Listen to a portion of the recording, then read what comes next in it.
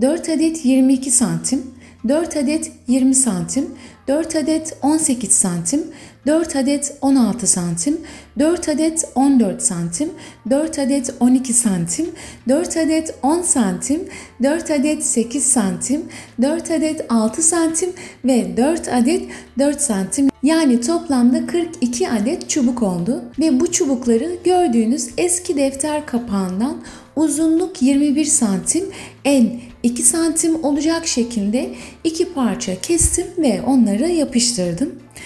Yapıştırma işlemini de yine sıcak silikon kullanarak ve büyükten küçüğe doğru giderek yaptım.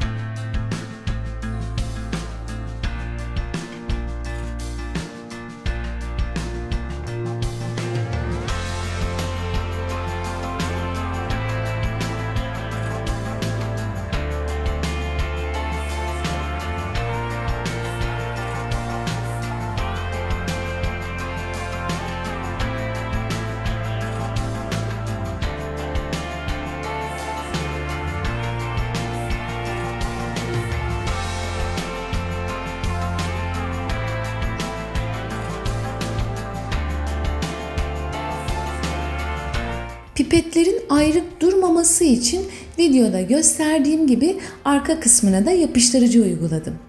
Akfix Metal Effect bronz altın renkli sprey boyayla hazırladığım çubuklarımı 2 kat boyadım.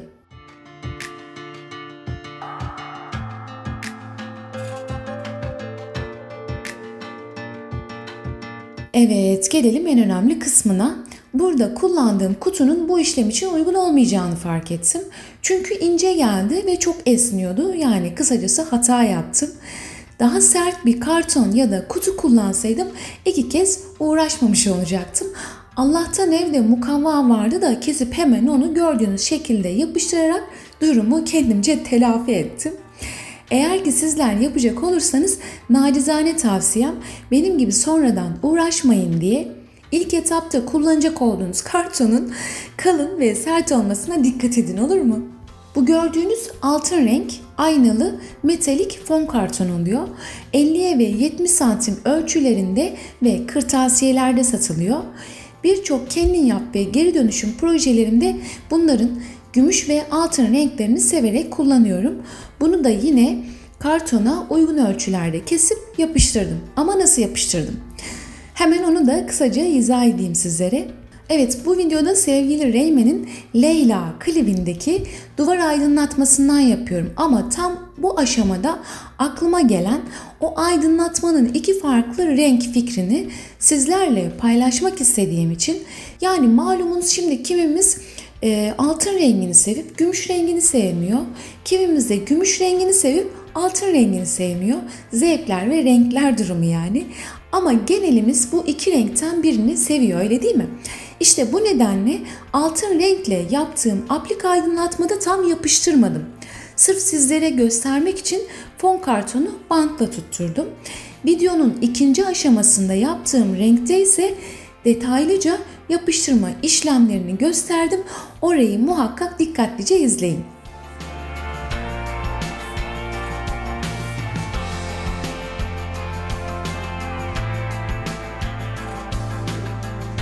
Ve işte son hali.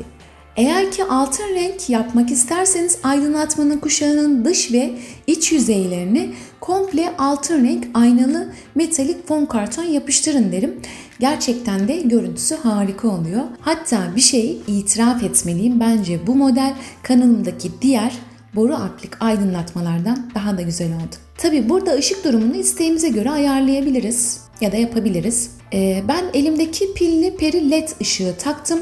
Yani pilli 10 metre peri led ışıkların verdiği aydınlatma bu şekilde oluyor. Bunu da bu şekilde size göstereyim istedim.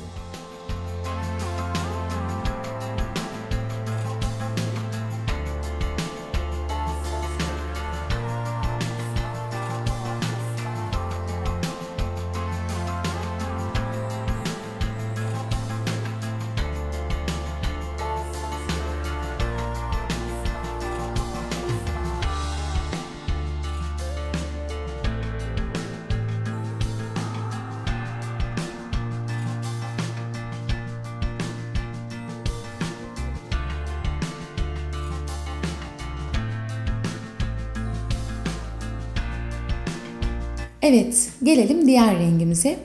Bunu yapmaya başlamadan önce bir önceki yapıştırdığım her şeyi söktüm.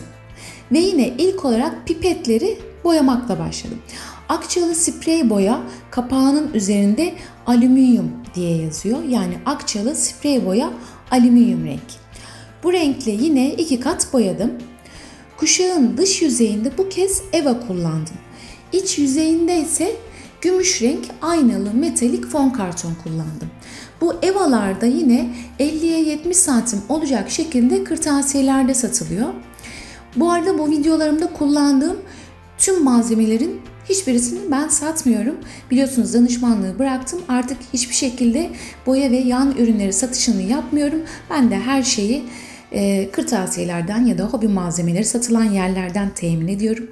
Parantez içerisinde bunu da belirttiğime göre devam edeyim. Eva'yı dış yüzeyine uygun ölçüde kestim ve hobi tutkalıyla yapıştırdım. Fon kartonu da yine iç yüzeylere uygun ölçüde kesip sıcak silikonla yapıştırdım. Hem altın renkte hem de bunda iç kısımlarına aynalı fon kartonları yapıştırınca hem görünüm olarak güzel oluyor hem de ışığı çok güzel yansıtıyor.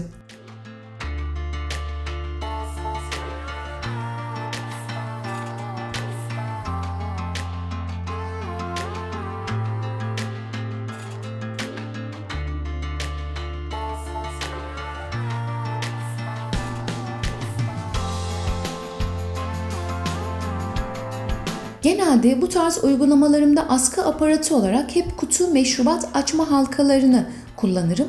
Bunda da yine aynı şekilde yaptım.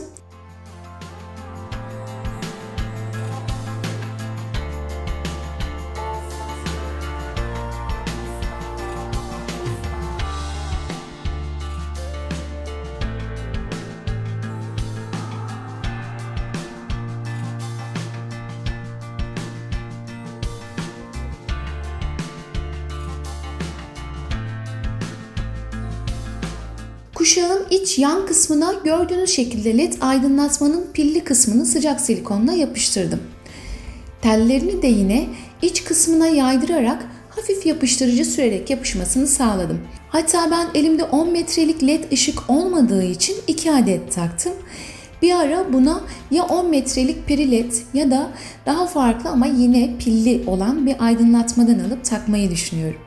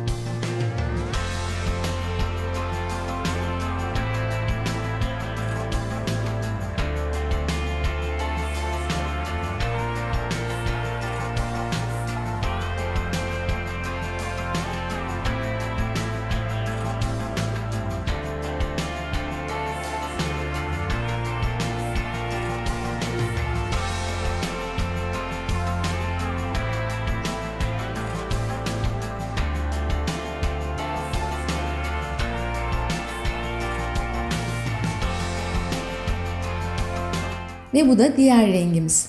Bu modelde oldukça ışıltılı, şık ve modern oldu. Renk konusunda alternatif çok. Ve videonun başında söylediğim gibi piyasada 1000 TL civarında satış fiyatları olan duvar aydınlatmalarının şık ve modern olacak şekilde kendimden de bir şeyler ekleyerek iki farklı renk fikrini elimden geldiğince en uygun fiyatlara evde yapılışlarını sizlerle paylaştım. Siz en çok hangi rengi beğendiniz? Yorumlarınızı bekliyorum. Hepimiz için sağlıklı, huzurlu, mutlu, mucizelerle dolu günler diliyorum. Sağlıkla kalın ve aşk ile kalın.